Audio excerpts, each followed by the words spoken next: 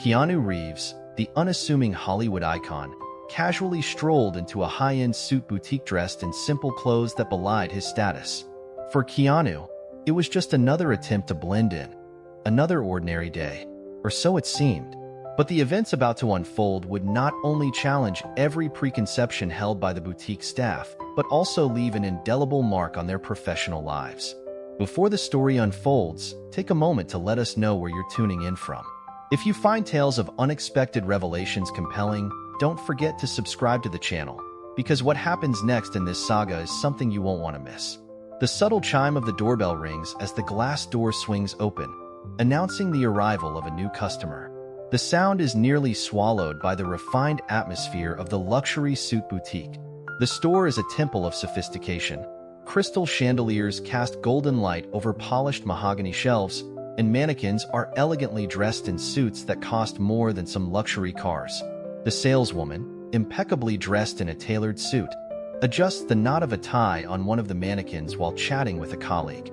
The expensive perfume in the air, the well-dressed clientele, the hushed conversations of high-end transactions. Everything is in perfect harmony. Until he walks in. Keanu Reeves steps through the door with calm, unhurried strides, but his presence crashes against the boutique's atmosphere like a splash of red wine on a white tablecloth. He wears faded jeans, a simple gray t-shirt, and a black baseball cap, which partially hides the tousled strands of his hair. His beard is unkempt, and his sneakers bear the unmistakable marks of wear. The stark contrast between his appearance and the store's polished environment is so jarring that the saleswoman, still adjusting the mannequin, immediately frowns. Her eyes scan him from head to toe with the kind of scrutiny reserved for an uninvited guest. "Good afternoon, sir," she says, her tone artificially polite but laced with judgment. Keanu doesn't react. He simply nods and starts strolling through the store, his gaze sweeping over the suits with quiet interest. The saleswoman crosses her arms and presses her lips together, exchanging a meaningful glance with her colleague. "What is he doing here?" she mutters, just low enough for her co-worker to hear. People like him usually don't make it past the window display. The other saleswoman shrugs, suppressing a smirk. Maybe he got lost. Keanu runs his fingers over an Italian wool blazer displayed on a mannequin, admiring the fabric. The first saleswoman narrows her eyes. I'd better assist him before he touches something he can't afford. She strides toward him with graceful, deliberate steps, though her rigid posture betrays her true feelings. "May I help you?" Her voice is polished, but there's a subtle note of disdain beneath it. Keanu turns to her with a small smile. "I'm looking for a suit." The saleswoman lets out the faintest sigh, forcing a professional smile. "I see." Her gaze once again drifts over his worn-out outfit. "Perhaps you'd prefer something more affordable. We have a discount section in the back." She gestures discreetly toward a far-off corner of the store, where basic suits are displayed far less glamorously than the premium collection surrounding them. Keanu remains calm, his soft smile unwavering. Instead of responding, he turns back to the luxurious suits, dismissing her suggestion without a word. His fingers skim over a chiton suit made of vicuña wool, feeling its softness. "This looks like a chiton," Keanu murmurs. The saleswoman blinks, caught off guard. "Yes," she replies hesitantly. "Vicuña wool," Keanu continues, assessing the fabric. "Extremely rare, lightweight, and one of the most expensive fibers in the world. Since vicuñas can only be sheared once every 2 years, the material becomes even more exclusive." The saleswoman frowns, visibly uncomfortable. "You know about fabrics?" Keanu offers a small smirk, but doesn't answer directly. He simply resumes browsing, unfazed by her reaction. The second saleswoman approaches, pulling her colleague aside and whispering, "Is he messing with you? He looks like a drifter." The first saleswoman's eyes narrow. What kind of man, dressed like that, knows about high-end suits? And more importantly, can he actually afford one? Or is he just pretending? Then Keanu stops in front of one of the most expensive suits in the store, a Brioni, custom-made with mother-of-pearl buttons and hand-stitched detailing. He holds it gently, inspecting it with care, and then says, "I'd like to try this one." A slight chill runs down the saleswoman's spine. She doesn't believe for a second that he can afford it. Forcing another tight smile, she leans slightly toward her colleague and whispers, "I'm going to keep an eye on him." She turns back to Keanu, keeping her professional demeanor, though there's an unmistakable glint of disdain in her eyes. "Of course, sir. Right this way." How will Keanu prove her suspicions wrong now? The salesperson's prejudice is much more blatant, with judgmental glances, whispered insults, and direct insinuations that Keanu doesn't belong in the boutique. The saleswoman leads Keanu to the fitting rooms, her posture perfectly upright. But no matter how much she keeps her professional facade, there's a tightness in her lips, a flicker of irritation in her eyes. She doesn't trust him, and she doesn't believe for a second that he belongs here. As Keanu follows, the other saleswoman sneaks a glance at them and smirks. "Do you think he's actually going to buy it?" she whispers, amused. The first saleswoman lets out a quiet chuckle. "Oh, please. If he could afford a suit like that, he wouldn't be dressed like a delivery guy." The two exchange a knowing look, barely containing their laughter. Keanu doesn't turn. He doesn't react. If he heard them, he gives no sign. "Here you are, sir," the saleswoman says, opening the fitting room door. Keanu steps inside without a word, taking the suit from her hands. He runs his fingers along the fine Italian fabric, feeling the texture carefully. The saleswoman crosses her arms, watching him like a hawk. She's waiting for him to slip up, for the moment he fumbles with the fit or asks something that will expose him as someone who doesn't belong in a place like this. Because men like him don't wear brioni. They don't wear chiton. They don't even know what vicuña wool is. They wear whatever's on sale at discount stores. They don't come here. Keanu disappears into the fitting room, closing the door behind him. She won't admit it. Well, I suppose it fits," she says, her voice tense. Keanu, still composed, adjusts the lapels in front of the mirror. "Not bad," he murmurs. Then he does something unexpected. He runs his fingers down the sleeve, pressing the fabric gently between his thumb and forefinger as if testing its density. "Super 180s wool," he says casually. "Hand-stitched in Naples, right?" The saleswoman blinks. Keanu smooths the fabric, turning slightly to examine the lining. "Fully canvassed," he adds with a nod. "And the lapel roll, this wasn't machine-pressed." Now she knows something is wrong. How the hell does he know that?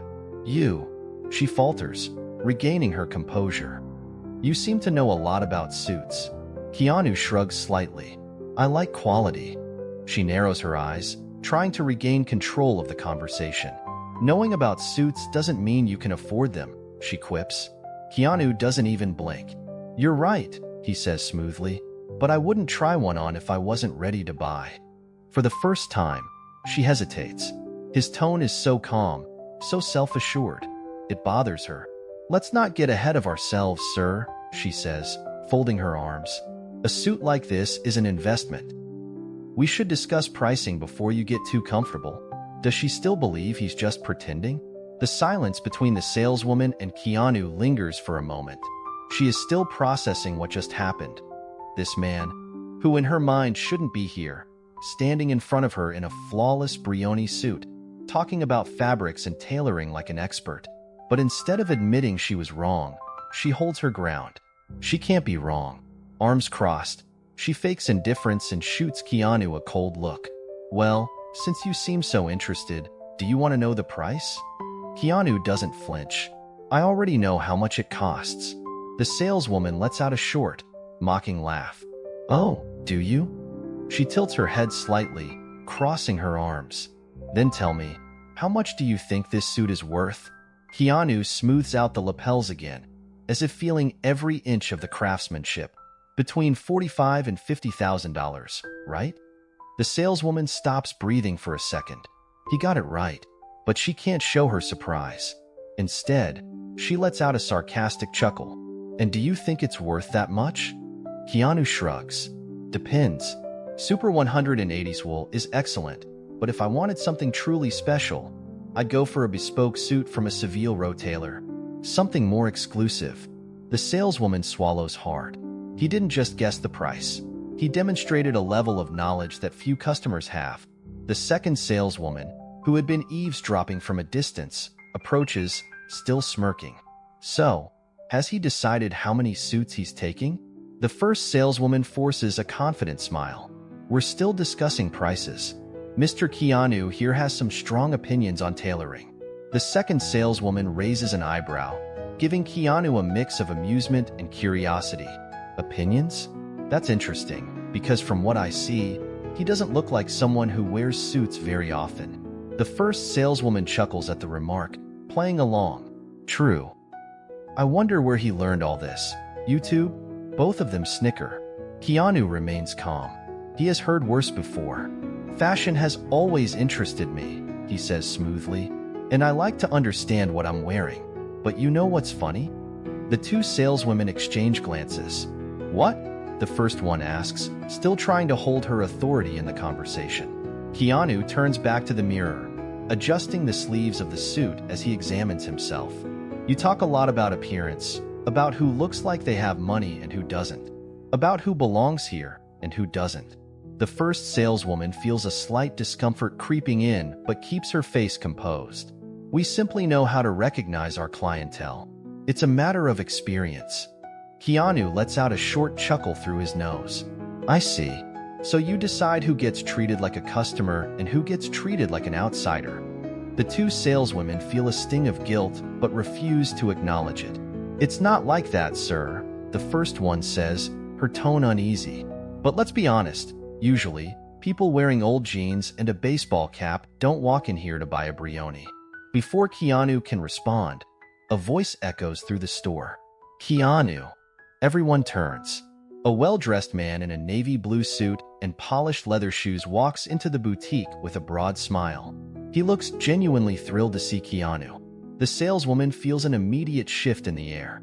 The man strides toward Keanu without hesitation, completely ignoring everyone else in the store. My God, man. How long has it been? What are you doing here? Keanu shakes the man's hand with ease. Checking out some suits. The saleswoman feels a chill run down her spine. She knows this client. He is a high-profile businessman, the owner of a luxury hotel chain, someone who spends thousands of dollars on custom suits regularly, and he is treating Keanu like an old friend. You two know each other? The saleswoman asks, trying to keep the nervousness out of her voice. The businessman laughs. Know each other? This guy helped me pick out my first real suit. If it weren't for him, I'd still be walking around in ill-fitted suits like an idiot. The saleswoman feels her face heat up. Really? Her voice wavers slightly. The businessman grins at Keanu, nostalgic. You still have that habit of inspecting the fabric before buying, huh? Always checking the texture, the drape. I've never met anyone who understands tailoring like you do. The sting of regret begins to settle in. She spent the entire time mocking Keanu, doubting him, laughing at him. And now, one of the store's most important clients is asking for his opinion on a suit. Her stomach twists. She has been caught in her own prejudice. Keanu gives her one last look before turning back to the businessman. Sure, let's find something that's actually worth buying. The saleswoman swallows hard and realizes she may have made a huge mistake. The familiar name the businessman uses for Keanu shocks the saleswoman. How will this revelation change her behavior toward him? The weight of the moment hangs in the air. The saleswoman, who just moments ago had been mocking Keanu, now stands in silence, unable to hide her shock. The businessman, one of the boutique's most important clients, is talking about Keanu as if he were an expert, someone who knows more about suits than she does, but she refuses to admit it. Not yet. Keanu then removes the jacket, carefully folds it, and hands it to the manager. I'll take this one. The tension in the store is still thick as the businessman pats Keanu on the shoulder, laughing. You always know how to turn the tables, huh? Keanu smirks, but his eyes remain locked on the saleswoman, who now can't say a single word. With his true identity revealed, Keanu challenges the saleswoman to change the way she treats customers. Will she accept the challenge to transform not just herself but the entire store? The store still feels tense, as if the weight of the previous moment hasn't fully lifted. The saleswoman, who just minutes ago laughed at Keanu, now stands motionless, her face pale, her mind racing. She almost lost her job, and yet Keanu spared her.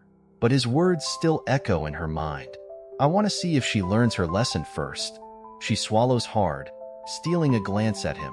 He's still standing there, calm as ever, chatting with the businessman, completely unbothered by the power shift that just took place. And that bothers her. How is he so collected? How can he be so calm after being treated like that? For the first time in a long time, she feels something she's not used to: guilt. The manager clears his throat, bringing her back to reality. Mr. Reeves, we appreciate your patience. If there's anything else we can do, Keanu raises a hand, signaling that there's no need for an apology. I think we're fine. He turns, walking slowly toward the counter where the second saleswoman stands, still looking completely stunned. He places the suit jacket down gently, running his fingers over the fabric one last time. Then he looks directly at the first saleswoman. I'd like you to handle my purchase. She freezes. Her pulse quickens. For a second, she wonders if this is some kind of test, if he's doing this just to humiliate her. But his face is neutral. He's simply watching her, waiting. The manager steps forward, attempting to intervene. Sir, we can have someone else. Keanu holds up a hand again, cutting him off. No, I want her. The saleswoman feels her hands turn clammy. She takes a slow breath, trying to regain control of herself. This is her chance to prove something, to redeem herself. Slowly, she steps behind the counter, her movements careful, measured. She reaches for the packaging materials, her hands slightly unsteady. Keanu says nothing, just watching. The second saleswoman is still silent, no longer smirking, no longer whispering remarks. She doesn't even dare to look at him now. The saleswoman carefully folds the jacket, her fingers smoothing out the fabric with a precision she hadn't used earlier. She picks up the box, placing it inside gently before reaching for the branded ribbon to wrap around it. Her heartbeat pounds in her ears. Finally, after what feels like an eternity, she closes the package and slides it across the counter. That will be $48,000, sir, she says, her voice carefully professional. Keanu nods and hands her his card. She takes it with both hands, no longer dismissive, no longer careless. She runs the transaction. The machine beeps. The receipt prints. She hands it back with both hands. For the first time that day, she looks him in the eyes, not with arrogance, not with judgment, but with respect. Thank you for your purchase, Mr. Reeves, she says. Keanu tilts his head slightly, as if observing her. For a moment, she wonders if he still sees her as the same person from before. Then, after a long pause, he nods. See, that wasn't so hard. The words sting, not because they are cruel, but because she knows he's right. She messed up. She made assumptions. She treated someone unfairly. And now, she's the one feeling small. Keanu takes the package, then pauses, looking around the store. This place has potential, he says, more to himself than to anyone else. The manager, sensing a shift in the conversation, steps forward. What do you mean, sir? Keanu turns back to him. Luxury doesn't just come from expensive materials or exclusivity. It comes from service, from how people are treated the moment they step through that door. He glances briefly at the saleswoman. She lowers her gaze, ashamed. I want this store to be known for its excellence, not just in the suits we sell, but in how we treat every customer. The manager nods firmly, understanding the message loud and clear. Absolutely, sir. We'll make sure of it. Keanu gives him a small smile, then turns to the businessman. Let's get out of here. Lunch is on me. The businessman laughs. Now that's an offer I won't refuse. As Keanu heads for the door, the saleswoman watches him go. She knows she'll never forget this day. She knows she almost ruined everything. Her job, her reputation, and worst of all, her own self-respect. As he reaches the exit, Keanu pauses one last time. He turns slightly, looking back at her. Try not to judge people too quickly next time. And with that, he walks out. The saleswoman begins to reflect on her actions and starts treating all customers with respect. But will her new convictions hold up when she faces one final test? The store feels different. Something has shifted. The air, once filled with silent judgment and quiet mockery, now carries a sense of awareness, a lesson learned. The saleswoman, who once ridiculed Keanu, now stands behind the counter with a new mindset. She won't make the same mistake again. A few days have passed since that encounter. She has spent those days rethinking everything. The way she sees people, the way she treats them. And then, today, it happens. The door chime rings. She instinctively looks up. A man walks in. He's not well dressed. His clothes are simple, slightly worn. His shoes aren't polished. His hair is messy. For a moment, her old instincts almost creep back in. The urge to judge, the assumption that he doesn't belong. But then, Keanu's words echo in her mind. Try not to judge people too quickly next time. She takes a slow breath. This is her moment of truth. The man hesitantly walks up to the suits, his fingers brushing against the fabric, his eyes filled with uncertainty. She recognizes that look. It's the same look she ignored before. The look of someone who wants to belong but fears rejection. She steps forward. "Good afternoon, sir. Welcome. Can I help you find something?" The man looks up, surprised. He was expecting dismissal. Instead, he's met with a genuine smile. "Oh, yeah. I need a suit for an interview," he says, his voice uncertain, as if he expects her to turn him away. She doesn't. "That's great. Let's find you something that makes you feel confident." The man blinks, his tension melting slightly. "Really?" "Of course." She gestures toward the racks, not leading him to the cheapest section, but instead to a selection of well-made, respectable suits. "What kind of job interview is it? Corporate? More creative?" The man scratches the back of his head. "It's kind of a big deal. First real opportunity I've had in a while. I want to look the part, you know? But I don't know anything about suits." She nods, understanding. "That's what I'm here for. Don't worry.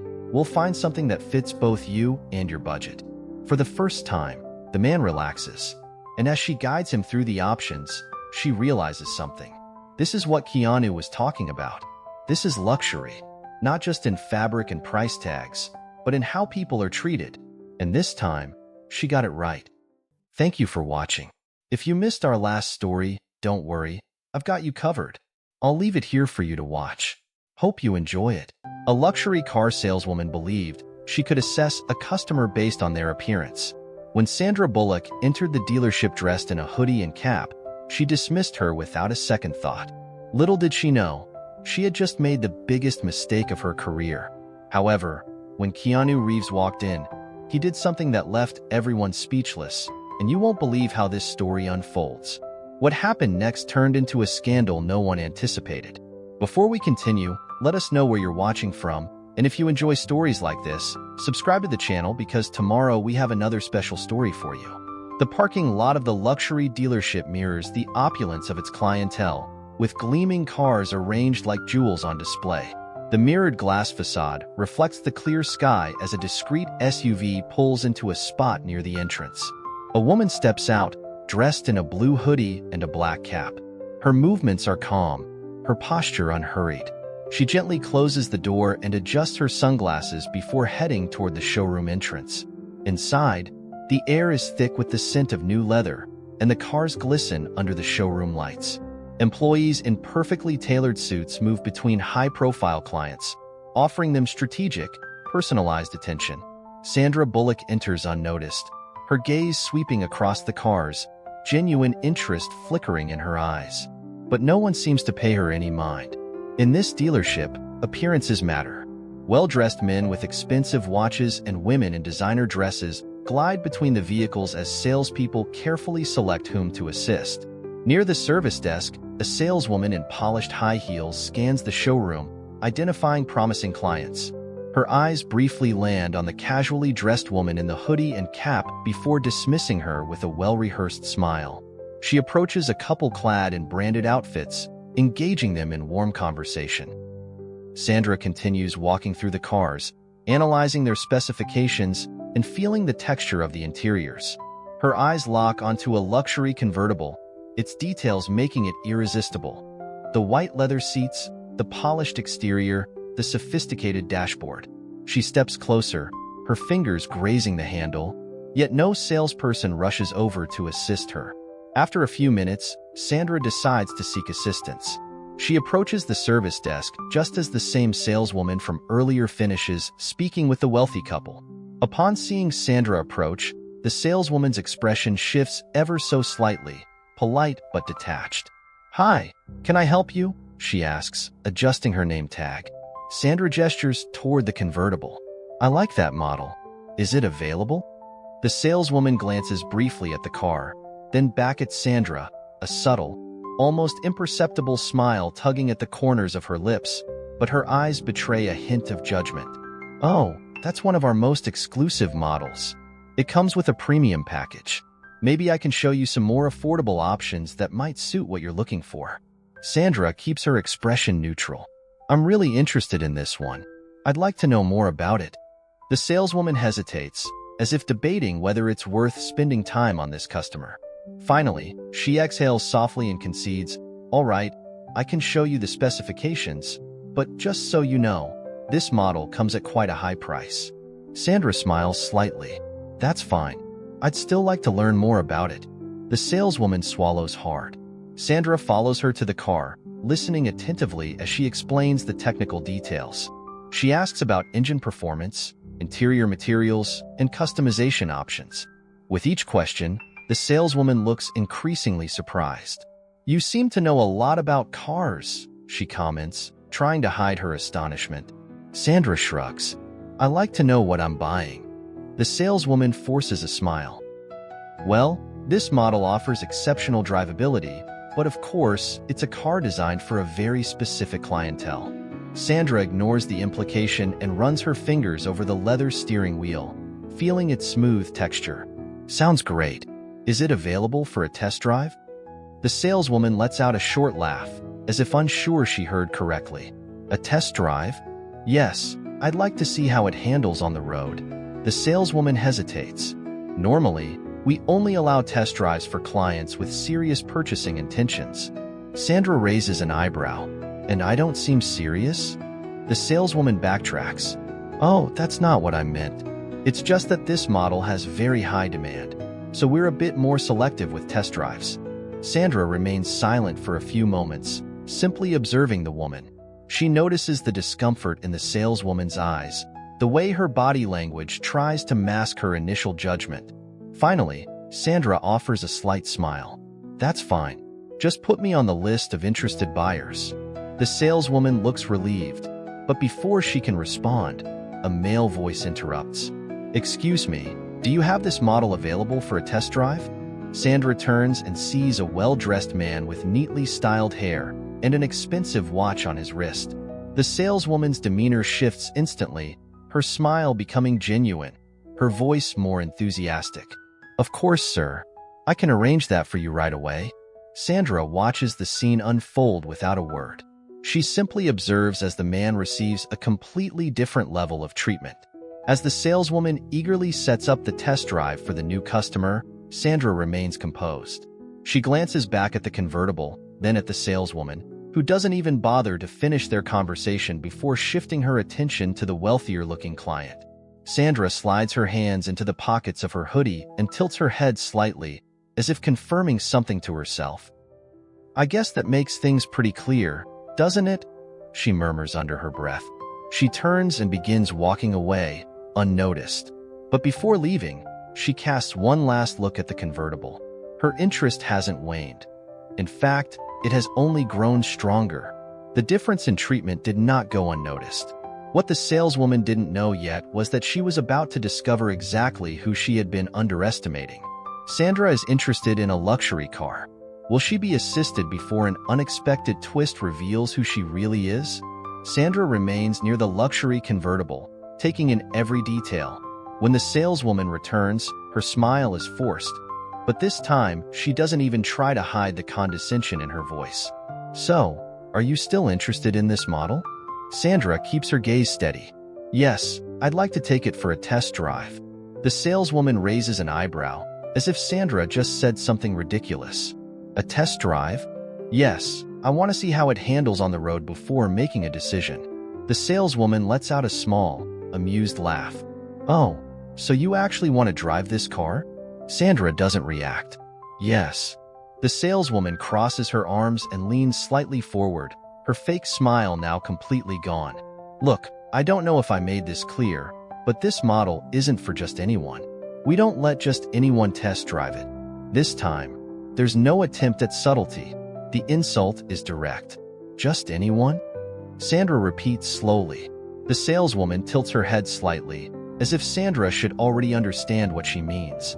Yes, this car is one of our most expensive models. People who test drive it are usually pre-approved customers or have an established relationship with our brand. Sandra stares at her for a moment, processing every word. So only pre-approved customers can test it? Exactly. Sandra takes a slow step forward, not breaking eye contact. But that guy over there, she gestures subtly toward a well-dressed man speaking to another salesperson. He doesn't look like a long-time customer. The saleswoman doesn't even glance at him. Oh, he fits the profile. You see, we can tell he's a qualified buyer. Sandra exhales a quiet chuckle. And my profile isn't qualified? The saleswoman finally drops the mask. Look, don't take it personally, okay? But we get a lot of people who just want to take these luxury cars for a joyride. You know, take some pictures, post online, and I'm sure you understand what I mean. She emphasizes the last phrase with a pointed look, as if giving Sandra a warning. Sandra notices that several customers and employees around them are beginning to pay attention, but the saleswoman doesn't care. Honestly, I think you should consider another car, she continues, her voice oozing fake sympathy. We have an amazing selection of models that might better suit your lifestyle. Sandra remains composed. And what lifestyle would that be? The saleswoman lets her gaze drift obviously to Sandra's casual hoodie and cap. Something more affordable. This time, it's not just a suggestion, it's a dismissal. The saleswoman isn't just underestimating Sandra. She's actively trying to push her out. Sandra doesn't flinch. She crosses her arms and tilts her head slightly. So you're saying you won't let me test drive the car? The saleswoman smirks, taking clear satisfaction in what she's about to say. That's exactly what I'm saying. The response is quick, cold, and final. Sandra feels the weight of several curious eyes watching them. Some employees exchange glances, realizing the saleswoman might have just gone too far. But the woman doesn't back down. She steps back, arms crossed, and delivers the final blow. Now, if you'll excuse me, I have real customers to attend to. And with that, she turns her back on Sandra, no hesitation, no second thought. She immediately walks toward a wealthy-looking couple and greets them with warmth and enthusiasm. The difference in treatment couldn't be more obvious. Sandra stays in place for a moment, feeling the silent attention of the room on her, but her face remains calm. She has seen enough. Before leaving, Sandra walks up to the reception desk, where another salesman watches her, looking a little uneasy. "Is there an issue, ma'am?" he inquires cautiously. Sandra smiles. "I just want to verify something. What are the official requirements for a test drive here?" The salesman shifts uneasily. "Well, typically, we need some proof that the client is genuinely interested in buying. Proof like..." He hesitates further, "a document, a history of past purchases, or a down payment to reserve the car." Sandra nods slowly, as if taking in the information. "And did the saleswoman mention any of that to the couple over there?" The salesman falls silent, realizing Sandra is correct. Before he can respond, the saleswoman re-enters the conversation. "Ma'am, I've already explained our policy. Let's not waste any more time." Sandra looks at her, unfazed. The saleswoman crosses her arms and delivers a final harsh remark. "But if you're really looking for a car, maybe you should try another place. There's a dealership downtown with models more within your reach. I think you'd like it." She smiles smugly, as if doing Sandra a favor. Sandra just smiles back, "Thanks for the suggestion."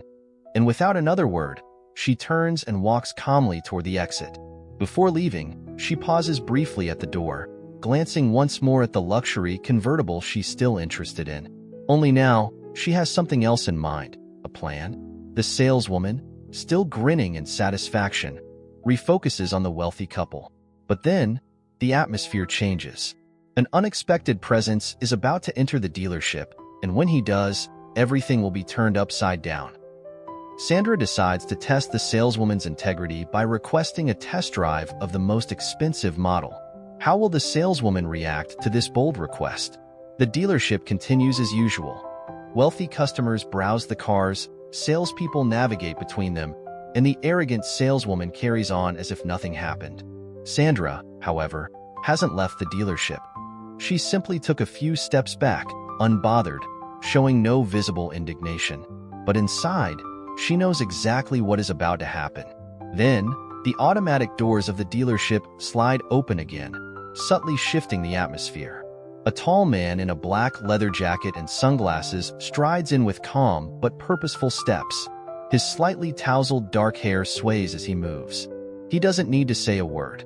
His presence immediately commands attention. The saleswoman, in the middle of speaking with another customer, glances toward the entrance absent-mindedly until the man stops in the middle of the showroom. His gaze scans the space until it locks onto Sandra. Then, with an easy, natural smile, he speaks, "Hope I didn't keep you waiting too long, Bullock." It was like a bomb detonated in slow motion inside the saleswoman's mind. Bullock, the name thundered in her head. She felt the blood drain from her face. Her eyes widened in pure shock. The woman in the blue hoodie and black cap, the one she had humiliated, the one she had refused to serve, was Sandra Bullock. The next few seconds stretched into eternity. Customers around them froze. Murmurs rippled across the showroom. The saleswoman couldn't breathe properly. She felt the crushing weight of every single pair of eyes on her. Customers, employees, even the manager. Everyone realized at the same time that she had made a catastrophic mistake. Sandra, however, was not surprised at all. She held a slight smirk, simply watching the reality sink in for the saleswoman. Keanu, still unaware of what was going on, grinned warmly as he walked up to Sandra. "Good to see you, Bullock.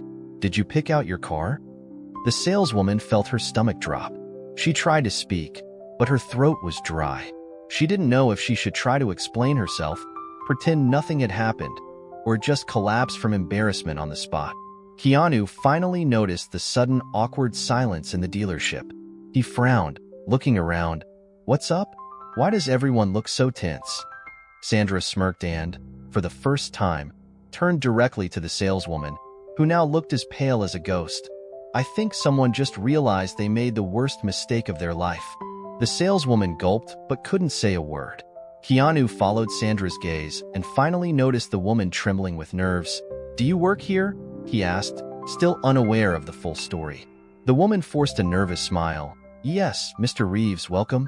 It's such an honor to have you here." The sudden shift in her tone was so extreme that even the other employees cringed on her behalf. But Sandra wasn't going to let her off the hook that easily. "Funny, now I seem to have the right profile to be served, huh?" The saleswoman held her breath. She was trapped. By now, everyone in the store had figured out what was happening. The employees stepped away discreetly, leaving the saleswoman alone in the fire pit. Keanu felt the tension and looked between Sandra and the woman. "What's going on here?" The saleswoman started sweating. "Nothing, just a little misunderstanding, Mr. Reeves, haha." Sandra let out a dry, amused laugh. "A misunderstanding? Then explain to me why just a few minutes ago I couldn't even touch this car, and now all of a sudden you're so polite." The saleswoman began stammering. "I didn't. It wasn't like that." Keanu looked between Sandra and the woman, finally putting the pieces together. "Wait, you refused to serve Sandra?"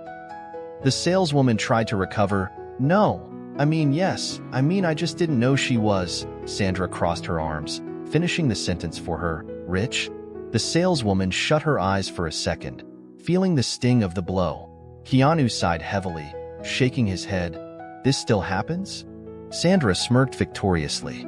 She locked eyes with the saleswoman and delivered the question the woman feared the most. "So tell me, can I take the test drive now?" The saleswoman nearly choked on her own breath. Of course, we can arrange that right now." Sandra arched an eyebrow. "Now I can?" The saleswoman nodded frantically, desperately trying to save herself. But Sandra pretended to think for a moment. No thanks. I'm not interested anymore." The saleswoman looked horrified. "What?" Sandra smiled even wider. "I prefer to buy from people who treat me well from the start." The saleswoman's face twisted in pure despair. She opened her mouth to try to fix it, but there was nothing left to say. Sandra turned to Keanu and shrugged. "Shall we go?" Keanu let out a low chuckle and shook his head. "Absolutely." The saleswoman stood there frozen as the two of them walked toward the exit. But just before walking through the doors, Sandra paused. She turned one last time to the woman and flashed a sharp smile. "Oh, and thanks for the suggestion about the cheaper dealership, but I think I'll just buy straight from the manufacturer instead." The saleswoman held her breath, feeling the final crushing blow. And then, without another word, Sandra and Keanu walked out, leaving the store in absolute silence. Now that everyone knows who Sandra is, how will Keanu react to hearing how she was treated? The dealership is still in shock after Sandra and Keanu's triumphant moment. Customers whisper to each other, employees exchange nervous glances, and at the center of it all, the saleswoman remains frozen, as if still trying to process the disaster she just caused. She feels her body trembling, but not from the cold, from pure shame, regret, and absolute fear of the consequences. Keanu halted abruptly just before the exit, choosing not to leave. He slowly turned around, directing a piercing gaze at the saleswoman.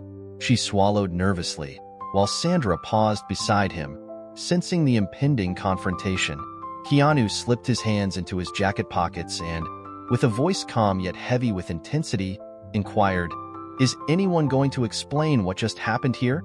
The room fell into a deep silence. The saleswoman opened her mouth, but no words emerged. Realizing her job was on the line, she panicked. "Mr. Reeves, Miss Bullock, please let me rectify this. I can offer you a special discount," she stammered. Sandra raised an eyebrow. "A discount?" The saleswoman nodded eagerly. "Yes, as an apology, a VIP discount." Sandra glanced at Keanu and chuckled. "What do you think, Keanu? Should we take the VIP discount?" Keanu crossed his arms, feigning contemplation. Should we accept the discount or go to another dealership and make sure everyone hears about this incident?" The saleswoman visibly shrank.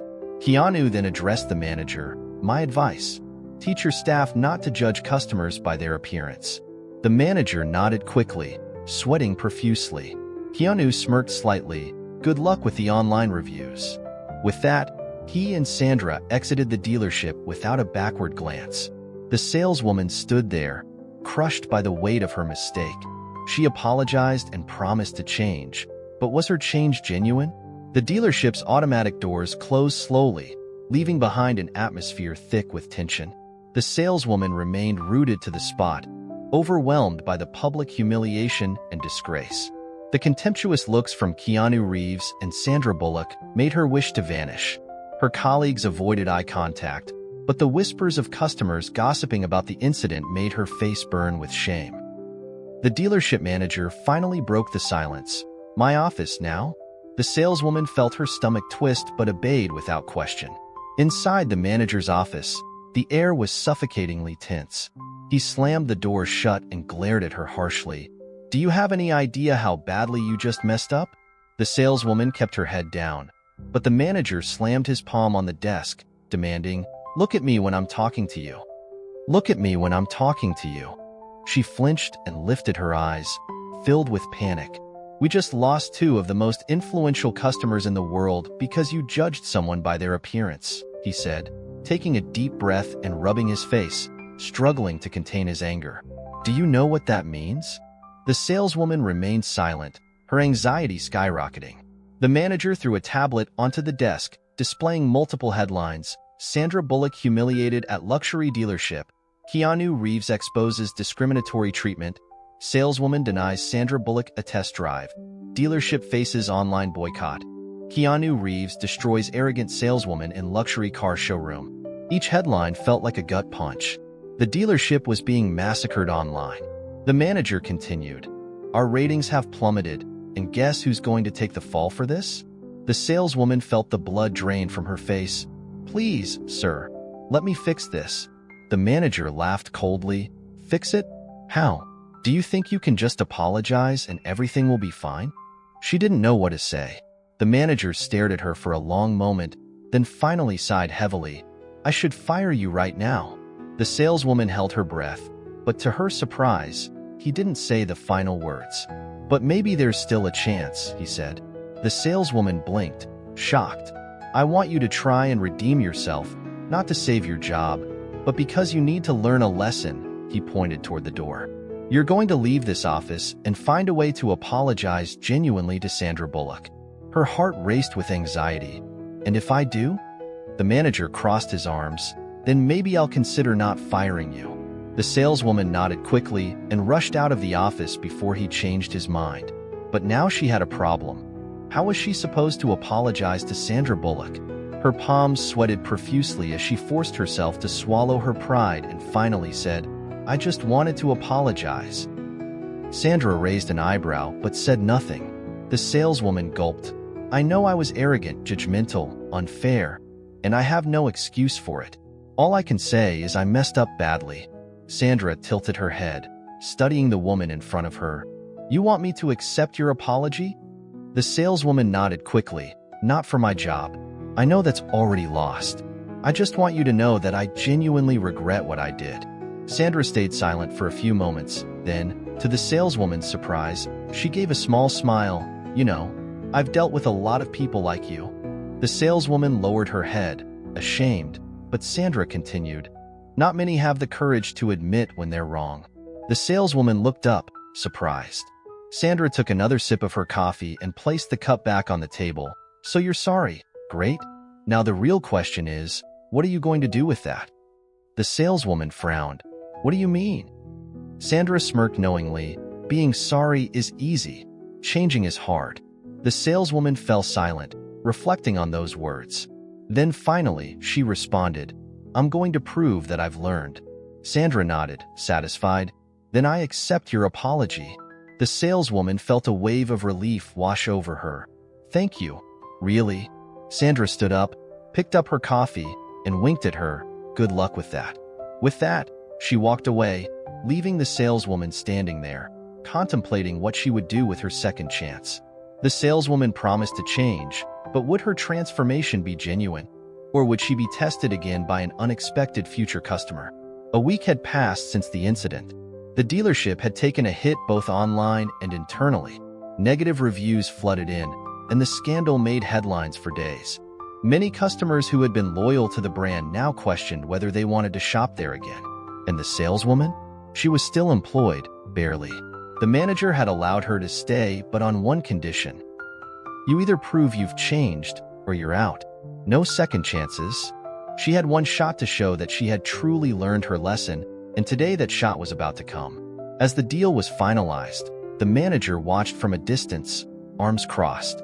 He had been observing the whole time and saw everything. When the customer finally left, the saleswoman turned to face him. There was a long, tense moment of silence. Then the manager smirked. "Not bad." The saleswoman let out a breathless chuckle. "Thanks." The manager nodded. "Looks like you actually learned something." She grinned. "Yeah, I think I did." And for the first time in a long while, she felt truly at peace because she hadn't just saved her job. She had saved herself. That night after work, the saleswoman checked her phone. A notification popped up. It was a new online review for the dealership. She clicked on it, curious. The username, Sandra Bullock. Her breath caught as she read the comment. "Sometimes the best lessons come from the worst mistakes. I hope they stick." The saleswoman smiled to herself. She had no idea if Sandra truly forgave her, but one thing was certain. She had been given a second chance, and this time she wasn't going to waste it. The dealership received a surprisingly powerful online review from Sandra. How would this affect the company's future and the saleswoman's career? If you enjoyed this story, we have many more that will warm your heart. Click the screen to explore more stories of hope, compassion, and resilience. Thank you for watching. If you missed our last story, don't worry, I've got you covered. I'll leave it here for you to watch. Hope you enjoy it.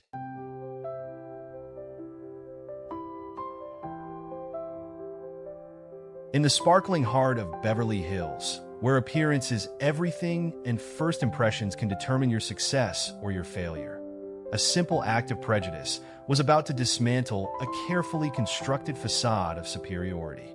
What happened that evening at Lumiere would become a lesson in humility that no one present would ever forget, especially Ashley Martinez, the waitress who made the grave mistake of judging a book by its cover.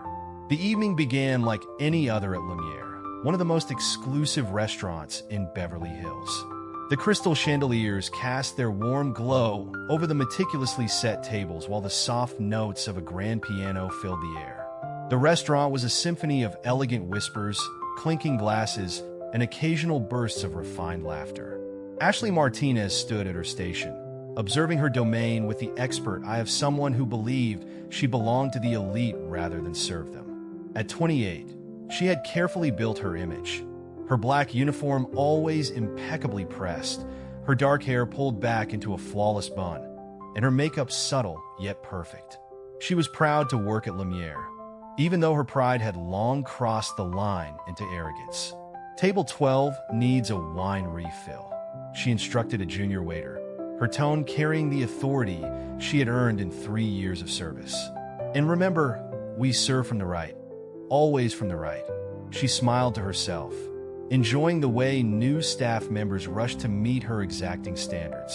The restaurant's glass doors opened silently, letting in a gust of cool evening air as a lone man walked in quietly, almost apologetically. His appearance caught Ashley's attention immediately, and not in a good way. He wore jeans, a simple black t-shirt, and a leather jacket that had seen better days. His long dark hair was slightly unkempt, and his boots were scuffed. Ashley's perfectly shaped eyebrows furrowed. Lumiere was not some casual restaurant chain. They had standards to uphold. She watched as the man approached the host stand, where she was covering the dinner break for their regular hostess. "Good evening," he said softly, his voice gentle and modest. "A table for one, please." Ashley gave him her practice smile, the kind that never reached her eyes. "I'm sorry, sir, but do you have a reservation?" Her tone subtly suggested that he must be in the wrong place. "No, I don't," he replied, seemingly unfazed by her barely concealed disdain. "I see," Ashley drawled, letting the words hang in the air. "Well, this is Lumiere. We're one of the most exclusive restaurants in Beverly Hills. Our main courses start at $200. She emphasized the price, expecting, hoping it would make him leave. Instead, the man simply nodded. "That's fine. Is there a table available?" Ashley's smile stiffened. "Let me check availability." She made a show of consulting her tablet, even though she knew perfectly well that several tables were free. "We have a table in the back section." She hoped the location would discourage him, but once again, he just nodded.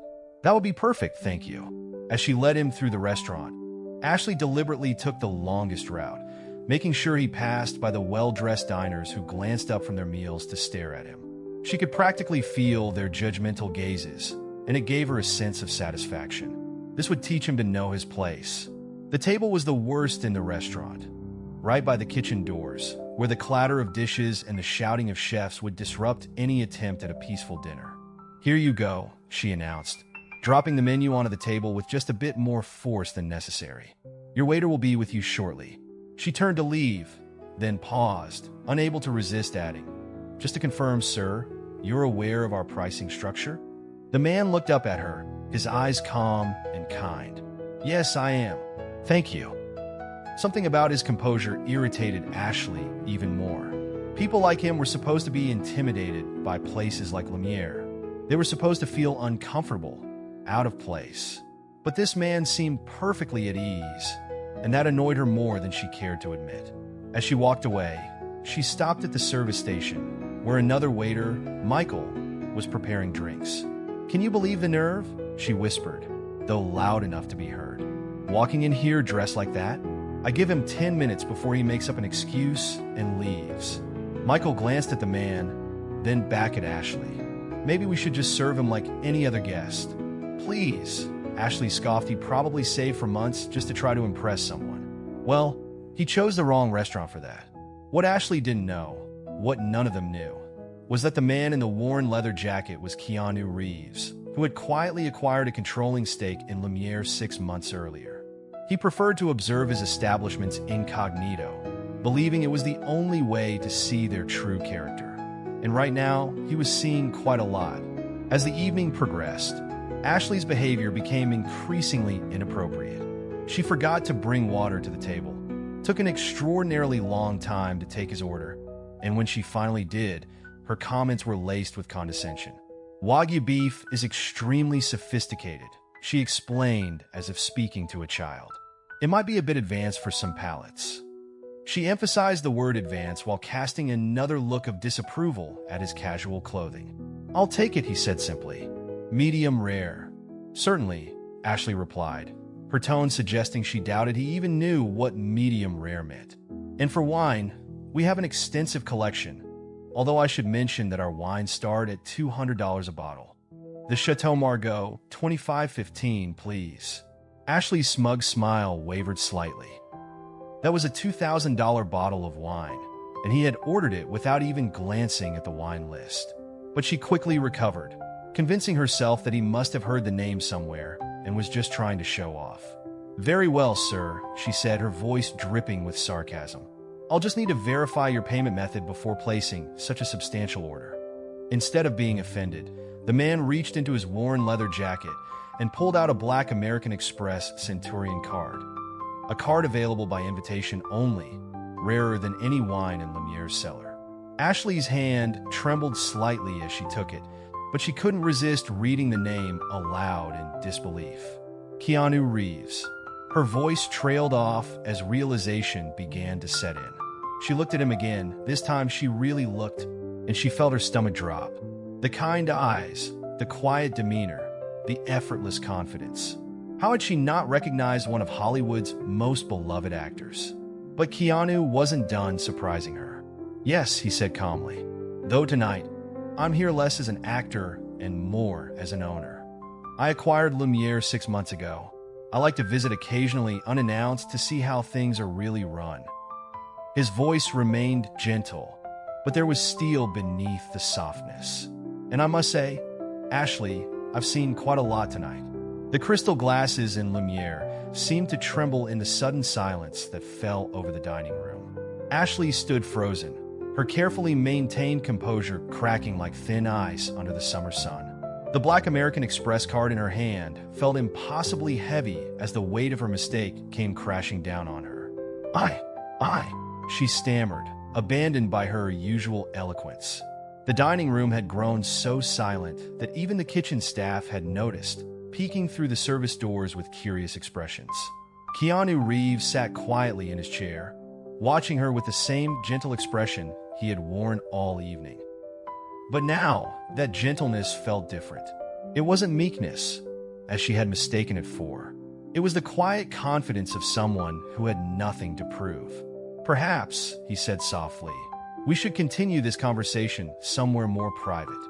He gestured toward the restaurant's private dining room. His movement caused several nearby diners to suddenly become fascinated with their plates, pretending not to watch. Ashley's legs felt like lead as she followed him, painfully aware of the whispers trailing behind them, the piercing gazes of her colleagues who had witnessed her behavior all night. Michael, the waiter she had brushed off earlier, couldn't quite hide his satisfied smirk as she passed. The private dining room was a sanctuary of rich mahogany and deep burgundy wallpaper, typically reserved for Hollywood power lunches and celebrity celebrations. Now it felt like a courtroom, with Ashley as the defendant, waiting for judgment. "Please, have a seat." Keanu gestured to one of the plush chairs, his voice still kind, which somehow made it worse. Ashley would have preferred anger. She knew how to handle anger, but this calm disappointment was far more devastating. "Mr. Reeves," she began, her voice barely above a whisper, "I don't even know where to start with my apology." He raised a hand, silencing her gently. Leaning forward slightly, his eyes locked onto hers. "Help me understand," he said, "why you thought it was acceptable to treat someone the way you treated me tonight." Ashley's mouth opened and closed several times before she could form any words. "I was just trying to maintain the restaurant standards. Our clientele expects a certain level of what?" Keanu interrupted, his voice still gentle, but now laced with something sharper. "Exclusivity? Or was it elitism you were trying to uphold?" Outside in the main dining area, the usual dinner service continued, but there was an undercurrent of tension. The waitstaff moved between tables with exaggerated care, straining to catch any fragments of conversation from the private room. Regular customers who had witnessed Ashley's behavior earlier were now engaged in hushed discussions, sharing their own experiences with her particular brand of judgment. You know, Keanu continued, I bought Lumiere because I believe in its potential to be more than just another exclusive Beverly Hills restaurant. I saw an opportunity to create a space where exceptional food could bring people together, regardless of how they looked or where they came from. Ashley felt tears sting her eyes. Sir, I didn't know. That's exactly the point, he said firmly. You didn't know who I was, and that shouldn't have mattered. Every person who walks through those doors deserves to be treated with dignity and respect, whether they're wearing Armani or military surplus. Their conversation was interrupted by a knock at the door. Marcus Chun, Lumiere's general manager, stepped inside, his face tight with anxiety. Mr. Reeves, I was just informed of the situation. I want to assure you that this behavior is completely unacceptable, and thank you, Marcus, Keanu said, his tone making it clear that now was not the time for damage control. But I'd like to finish my conversation first. Ashley. Marcus nodded quickly and withdrew, but not before giving Ashley a look that clearly conveyed the gravity of her situation.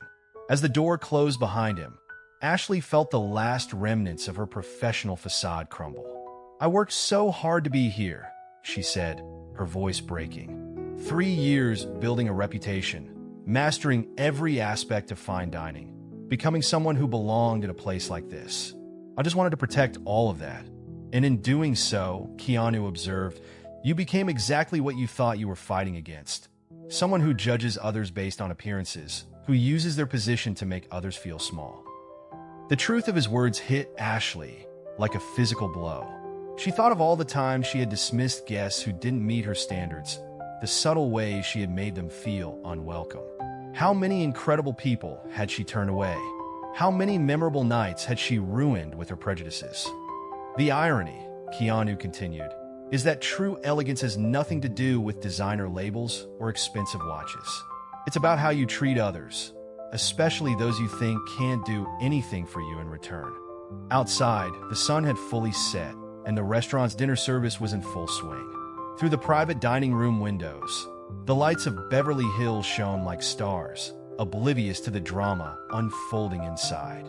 The pianist had resumed his soft melodies, but the music couldn't mask the tension that still lingered in the air. I don't expect you to change your perspective overnight, Keanu said, rising from his chair. But I do expect better from anyone associated with this restaurant. Marcus will discuss the details with you, but I want you to take some time to reflect on what happened here tonight. As if on cue, Marcus reappeared at the door, his expression grave. Ashley knew, without being told, that her time at Lumiere was over. She had spent 3 years building her reputation in this restaurant, and in a single evening, she had completely destroyed it. One last thing, Keanu said as she stood to leave. The next time you're tempted to judge someone based on their appearance, remember this night. Remember how you felt when you realized that the person you dismissed as unworthy was actually someone who could have taught you something valuable about humility and respect. As Ashley followed Marcus out of the private room, she felt the weight of every gaze in the restaurant on her. The regular patrons who had witnessed her behavior watched with barely concealed interest. Her colleagues, who had endured her condescension for years, struggled to hide their satisfaction at her downfall. But it was the quiet disappointment in Keanu's eyes that would haunt her the most. In trying so desperately to prove that she belonged to the world of luxury and exclusivity, she had revealed herself to be exactly what she had always feared, common. Not in her appearance or her knowledge of fine dining, but in the smallness of her spirit and the narrowness of her judgments. The evening service continued around her, the rhythm of fine dining uninterrupted by her personal catastrophe. Waiters glided between tables, sommeliers recommended perfect wine pairings, and the kitchen produced its usual symphony of extraordinary dishes. But for Ashley, everything had changed. She had learned, in the hardest way possible, that true class had nothing to do with what you wear or how much you spend. It was about how you treat others, especially when you think no one important is watching. The news of what had happened at Lumiere that night spread through the Beverly Hills restaurant scene like wildfire. Within days, the story of the waitress who had unknowingly insulted her famous boss became a cautionary tale in hospitality circles. But for those who had been there, the real story wasn't about celebrity or status. It was about something much more fundamental. In the weeks that followed, Lumiere underwent subtle but significant changes. Keanu Reeves, true to his reputation for kindness and wisdom, didn't just fire Ashley and move on. Instead, he used the incident as a catalyst for transformation across his entire restaurant group. What happened here wasn't just about one person's behavior, he explained to his management team during an emergency meeting the next morning. It was a symptom of a culture that we need to address. Marcus Chun, still shaken from the previous night's events, sat at the conference table with a notebook full of proposed changes. Mr. Reeves, we've already begun reviewing our training protocols. Nothing like this will ever happen again. Good, Keanu nodded. But it's not enough. We need to change the way we think about hospitality from the ground up. Over the next month, Lumiere became the birthplace of what would come to be known in the industry as the Reeves Standard, a comprehensive approach to service that emphasized genuine warmth over rigid formality, inclusivity over exclusivity. The crystal chandeliers still sparkled. The food remained exceptional. But there was a new spirit in the air. As for Ashley, her departure from Lumiere was not the public execution many might have expected. Instead, she was given the opportunity to resign quietly, with a final conversation that would change the course of her life. I know you expect me to fire you, Keanu said during their last meeting. And legally, I would be justified in doing so. But I think there's an opportunity here for something more meaningful than punishment. Ashley, who had spent the past week in a state of anxious uncertainty, looked up surprised. I don't understand. I'm offering you a choice, he explained. You can walk away from this industry completely, or you can take what you've learned and use it to become something better. There's a new restaurant opening in San Francisco. It's not part of our group, but it's owned by someone I trust. They're looking for someone who understands both the technical aspects of fine dining and the importance of genuine hospitality. Someone who has learned, the hard way, that true service comes from the heart, not from judgment. Ashley hesitated. Why would you help me after what I did? Keanu's response was characteristically thoughtful, because sometimes the people who learn the hardest lessons become the best teachers. Your experience here could be the end of your career or the beginning of something far more meaningful. The choice is yours. 1 month later, Ashley stood in the dining room of a new restaurant in San Francisco's North Beach district.